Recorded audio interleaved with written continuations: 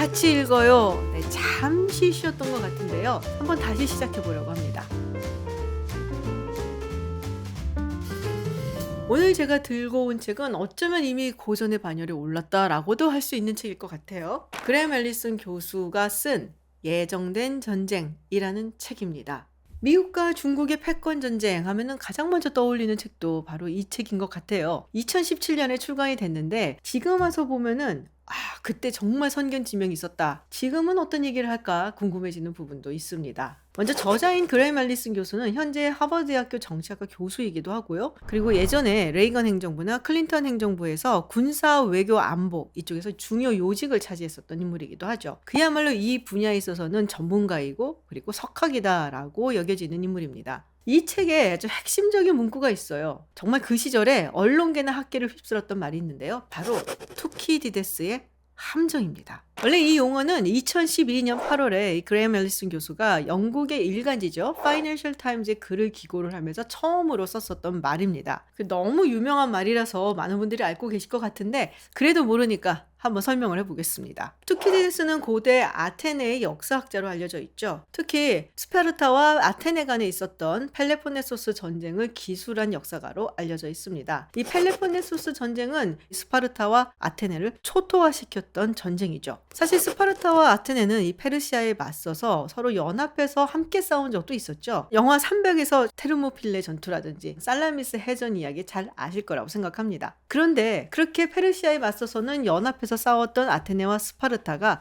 왜 전쟁을 하게 됐을까요? 일단 전쟁이 끝나고 난 다음에 아테네는 굉장히 강대국으로 부상하게 됩니다. 전쟁을 통해서 훨씬 더 강성해진 해군력을 통해서 에게 주변의 무역권을 완전히 틀어쥐게 되는 거죠. 그리고 이 주변에 있는 해상 국가들로 하여금 돈을 내고 우리가 군사적으로 지켜줄게 라는 일종의 동맹을 맺습니다. 나쁘게 말하면 일종의 삥뜯기를 한 거죠. 그렇지만 누가 뭐래도 그리스 최고의 패권 국가는 스파르타였습니다. 그래서 스파르타와 아테네는 서로 간의 분쟁이나 갈등이 없게끔 미리 선제적으로 30년 평화협정을 맺습니다. 그런데 이 30년 평화협정이 한 14년밖에 가지 못하고 깨지게 돼요. 당시 스파르타는 펠로폰네소스 동맹을 이끌고 있었는데요. 여기에는 스파르타뿐만이 아니라 테베, 메가라, 그리고 코린토스가 있었어요. 육상 전력이 굉장히 막강한 반면에 해상 전력이 부족한 스파르타에게 코린토스는 해군력이 매우 뛰어났기 때문에 스파르타에게는 매우 중요한 동맹이었죠. 그런데 현재 알바니아 지역인 에피담노스라는 곳에서 내분이 일어나게 되고 이 지역을 두고 코린토스와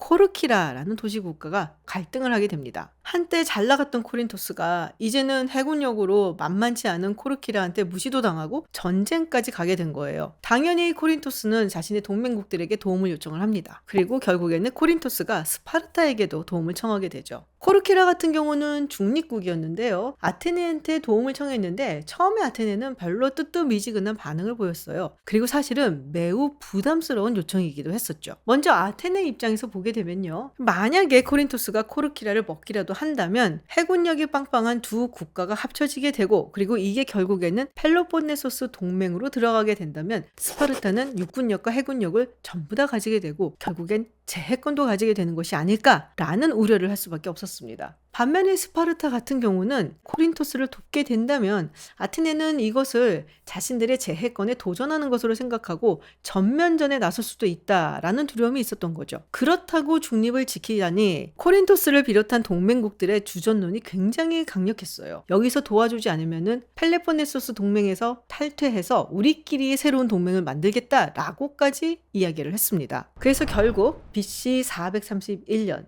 스파르타와 아테네는 전쟁을 하게 됩니다. 전쟁의 결과는 스파르타가 이깁니다. 그런데 이겨도 이긴 것이 아닌 게요. 전쟁으로 인해서 국력이 쇠약해져서 스파르타도 아테네도 역사 속으로 쓰러지게 되죠. 역사는 이렇게 진행이 됐는데요. 사실 투키디데스의 대단한 점은 그냥 전쟁이 일어났고 그리고 이렇게 진행됐다라는 것을 기술한 것이 아니라 근본적으로 이 전쟁이 왜 일어났는가를 파헤친 겁니다. 그래서 여기서 투키디데스가 굉장히 유명한 말을 하죠. 전쟁이 필연적이었던 것은 아테네의 부상과 그에 따라 스파르타에 스며든 두려움 때문이었다. 우리가 전쟁이 난 원인에 대해서 이야기를 할 때 종종 지역적인 사건에 천착하는 경우가 많아요. 예를 들면 1차 세계대전 같은 경우 오스트리아 헝가리 제국의 대공이었던 페르디난드 대공 부부가 사라예보를 방문을 했고 세르비아 민족주의자 청년의 총탄에 의해서 암살되는 일이 있었죠. 사라예보에서 울려 퍼진 총성 한 방이 1차 세계대전을 일으켰다. 뭐 이런 이야기를 하는 경우가 많고요. 또 혹자는 그때 이 페르디난드 대공 부부가 이 길로 안 가고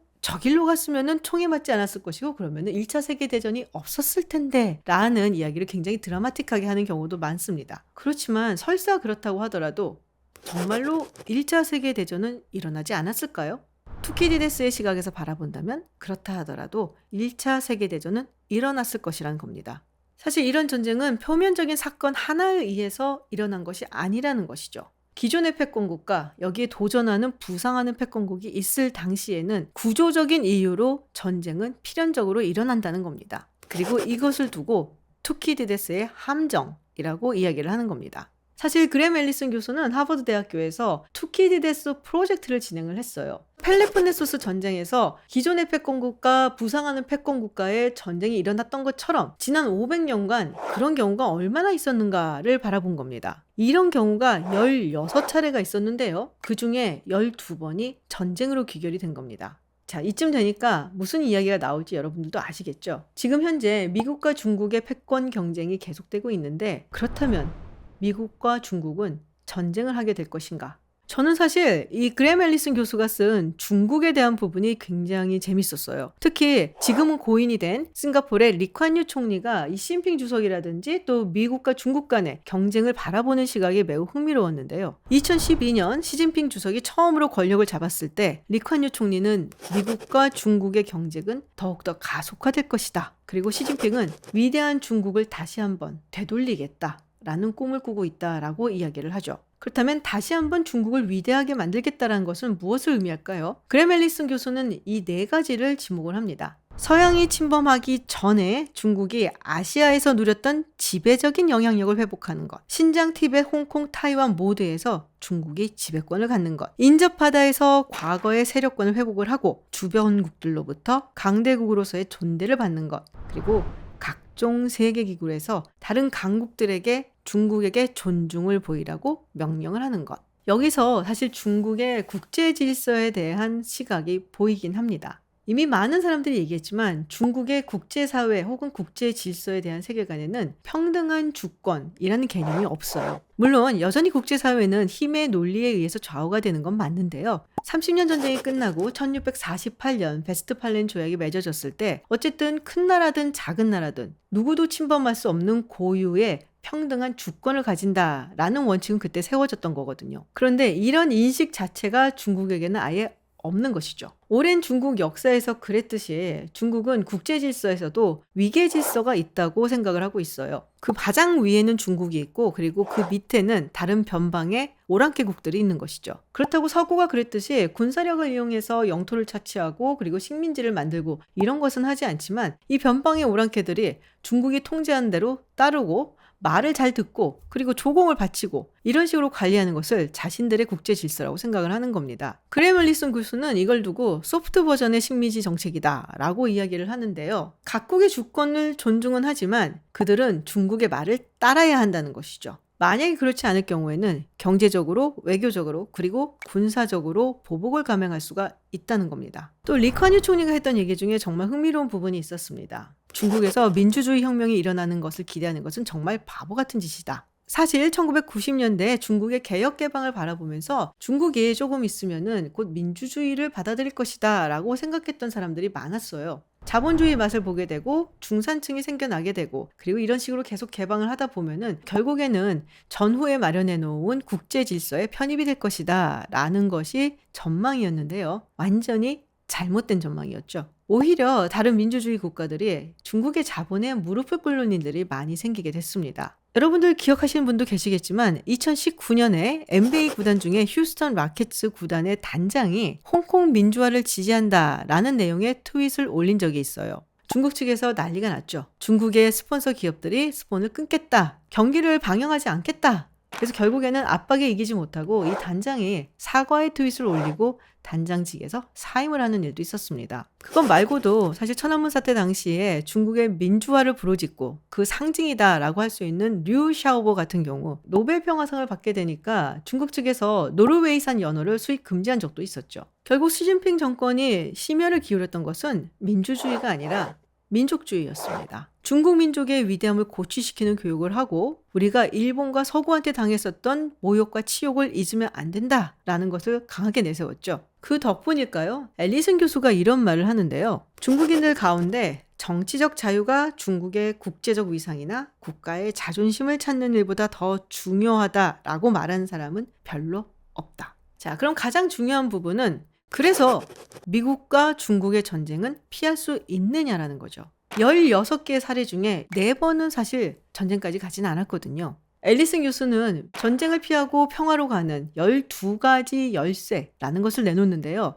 여러분들이 한번 읽어보셨으면 합니다. 과연 그 중에 몇 가지가 여러분들에게 와닿는 해결책인지 저도 궁금하거든요. 근데 그 중에서 상당수가 사실은 핵과 관련이 있습니다. 두 국가 모두 핵무기를 가지고 있는 국가이기 때문에 전쟁을 하게 된다면 결국 공멸로 갈 거라는 것을 서로 잘 알고 있다는 것이죠. 그런 핵 억제력에 의해서 전쟁이 막아질 수 있다는 부분을 이야기를 합니다. 그 외에 인상적이었던 부분은 동맹국과의 관계를 미국이 다시 한번 잘 설정해야 된다라는 부분이었어요. 2500년 전에 스파르타와 아테네를 기어코 전쟁으로 끌고 간 이 동맹국들, 지금 이 시점에서 중국이 아시아에서 크게 부상을 한다면 아시아에 있는 미국의 동맹국들도 분명히 미국에게 더 많은 역할을 기대하고 부탁할 거라는 겁니다. 그때 미국은 어떤 이야기를 하고 어떻게 행동해야 되는가? 동맹국과의 관계도 다시 한번 꼼꼼하게 재정립할 필요가 있다고 얘기를 하는 것이죠. 그리고 무엇보다 중요한 것은 미국 국내 정치가 안정이 돼야 된다라는 부분을 강조하고 있는 겁니다.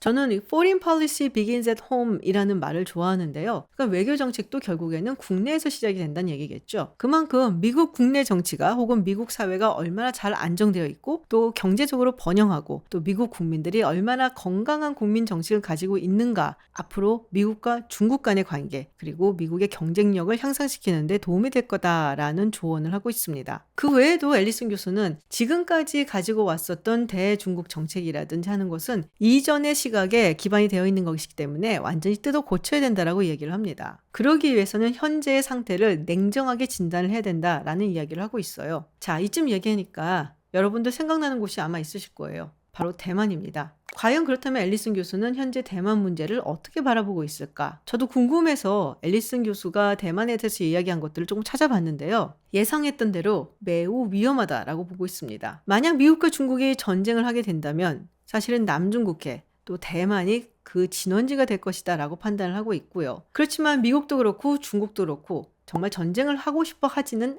않는다 라는 것이 전제입니다. 그렇지만 모든 전쟁이 작은 사건으로 인해서 촉발이 될 수도 있기 때문에 항상 조심해야 되고 또 이야기하고 대화할 수 있는 채널을 견고하게 마련해 두어야 된다고 이야기하고 있죠. 그런 의미에서 봤을 때 작년 여름에 있었던 낸시 펠로시 전 의장의 대만 방문을 사실 앨리슨 교수는 별로 그렇게 좋게 보고 있지는 않아요. 앨리슨 교수의 글을 읽거나 혹은 영상을 보면은 정말 긴장감이 감돌거든요. 그만큼 우리가 어려운 시기에 접어들고 있다라는 생각도 듭니다. 자, 오랜만에 책 같이 읽어봤습니다. 사실 이 책이 그렇게 대중서로 쉬운 책이라고 말할 수는 없어요. 그렇지만 끝까지 읽어보시게 된다면 정말 흥미진진하구나 라는 걸 아실 수 있을 거예요. 제가 예전에 책 같이 읽어요를 할 때에는 질문을 드리곤 했었거든요. 근데 이게 질문을 드리니까 마치 좀 숙제를 내는 것 같기도 해갖고 부담을 드린 게 아닌가라는 생각도 드는데, 사실 이 글이라는 것이 한번 쓰고 나면은 내가 머릿속에 가지고 있던 생각이 온전히 자기 것으로 소화가 되거든요. 그래서 저는 되도록이면 글을 쓰는 것을 많이 권장을 하는 편인데요. 부담을 가지실 건 없고요. 그냥 여러분들이 현 상황에 대해서 어떻게 생각하는지 의견을 적어주시면은 즐겁게 읽도록 하겠습니다. 미국의 대중정책은 점점 강경해지고 있고 중국은 시진핑 주석의 사면임을 시작을 했습니다. 앞으로 미국과 중국은 정말로 전쟁까지 가는 격돌을 하게 될까요?